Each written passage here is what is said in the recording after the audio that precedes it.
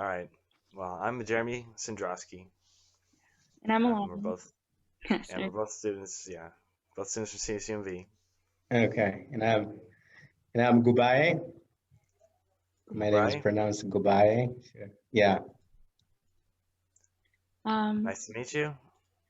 nice to meet you as well. sorry, I was gonna go straight into it. Um, but yeah, we have a lot of interesting questions prepared for you today. If you're not comfortable answering them, some of them you don't have to, just tell us. Okay. So here you go. So, what was it like for you growing up in Ethiopia, and why did you decide to move? Um, so you're asking me about my childhood? Just kind of about more your culture, like what do you think the general culture is like, or you could say how it was for you personally as well. Mhm. So Ethiopia is a very diverse country. There are more than um, 86 ethno-linguistic communities. So it's like hard to say that Ethiopian culture is this or that, or the way that a particular person in this or that community grows up is like a universal experience for everyone in Ethiopia. As for example, someone who grows up in an urban area has a different experience than someone who is born and raised in a rural, part of the country. So I happen um, to have been born in a rural part of the country. I grew up um, um, in a place where I had to walk like 2 hours back and forth every day to school. It, there are no school buses. There were um, no, library resources available until I, finished my elementary school.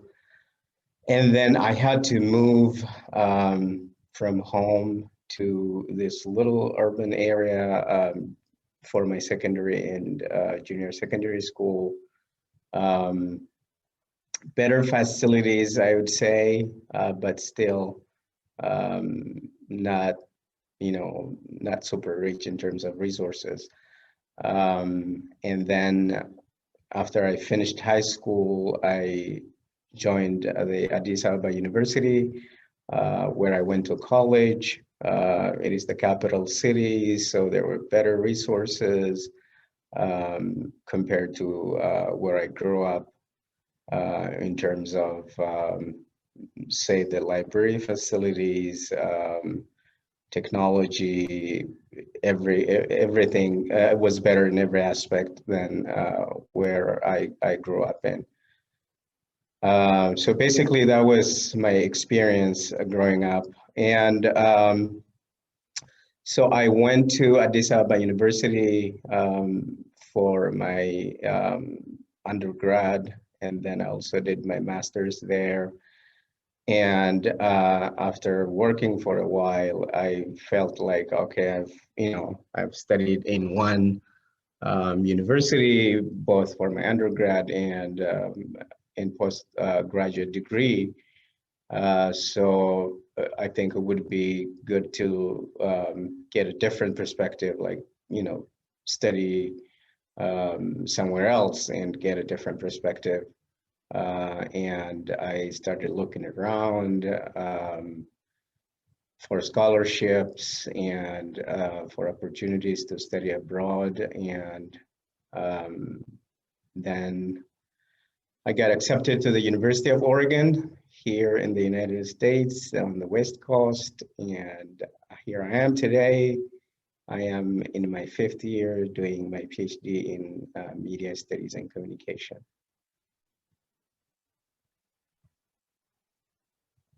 And then Jeremy, you can ask the next question. That was very thorough, thank you. So, Sure. Alani. So is it my turn? Yeah, I think it's your turn, Jeremy. All right. So we want to get to know some of your past and present affiliations with media organizations, and looking into the future, who or where are you interested in working with? Um, so in terms of my experience with media organizations, um, I am not a typical journalist, but I've been um, working with different media organizations, like as a freelancer. Um, so my first experience in journalism would be when I joined a now defunct newspaper in Addis Ababa called the Sub-Saharan Informer. And that was just an internship, but I really had a very good experience, and that was my first journalism experience where when I really got a little taste of what it was like to be a journalist in Ethiopia, which is not an easy thing to do. And of course, one of the stories that I worked on got me in trouble. Uh, it was a story on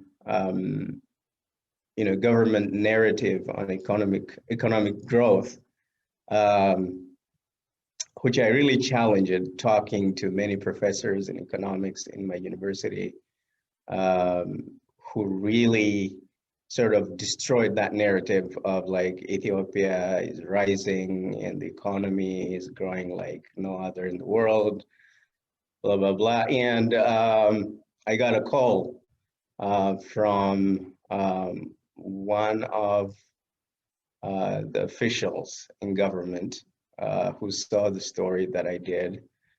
And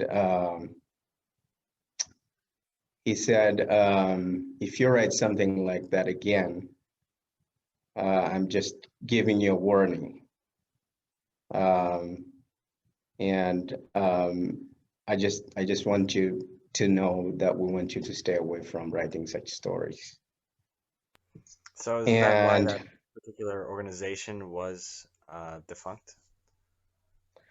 yeah, it was very critical of the government, which is not common at the time. At least it was. I would say it was one of the very few privately owned outlets that was critical of the government. And so they would, if they would lock you up, and if not, they will find a way, to make you go bankrupt and stop, doing those stories. They stop doing journalism. So it didn't last much longer after that. After I finished my, I think it was 6 months internship in that newspaper. So it didn't last much longer after that. Would you say that some of the issues with safety for you were concerns from the government, or were there other kinds of safety concerns that you could think of? So the main source of danger, if I may say that, is the government, because you know pre-post 1991 in Ethiopia, we only had government-owned media. So there were no independent newspapers, independent magazines, independent radio stations, TV stations, and so on and so forth. So it was a new experience for Ethiopia, and so only those working in the private press um, are critical of the government, but the media, that outlets that are owned by the government always promote the government's agenda, and they're just there as propaganda outlets for the government. And would So I you, wager. So it could I wager. kill, it could jail. Yeah, go I ahead, think Term. that they would make it easier to become a government reporter as opposed to a private reporter. Like when you're up and coming, there would be, here are the programs, the government programs, and they make those enticing, right? That's Mm-hmm. my, okay. That's what Exactly. I would. Yeah, exactly.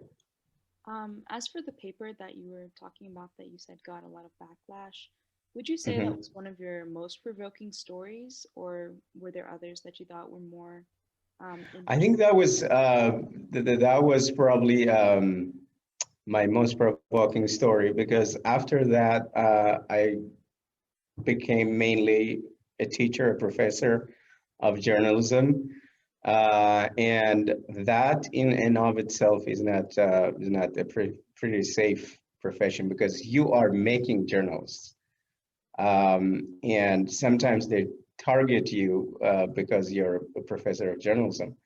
Um, I remember once, a colleague of mine who is a huge supporter of the government, in a meeting once he said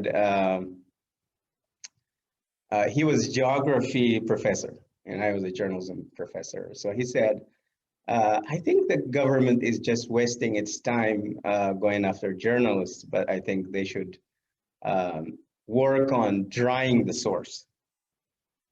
So by that he meant, if you want, for, if you want to get rid of journalists, first you have to get rid of those who train them, right? So I would still, do some stories, but it really gets really dangerous sometimes, and it was very hard, even to be a professor of journalism, not just journalists.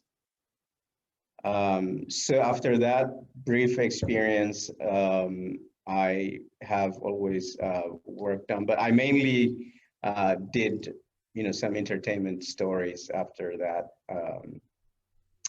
because it was really dangerous. All right, so we've heard so far how hard it is for journalists to get anything critical of the government out Hmm. to people, right? So Yeah. how do Ethiopians, or do they at all, manage to get these stories? Who do they go to? Are there still like private owned things? Do they have to be kind of underground, or are they just not being able to access these media? Well, I think with the age of social media now, it's very hard to really suppress independent press and ideas and stories that are critical of the government. But still, the government finds a way to suppress, such outlets that are critical of the government. Um,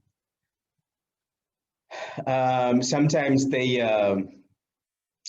just, shut down the internet for months, so there's no access to the internet because it has become really easier to access information through the internet, whether it is pro-government or against the government.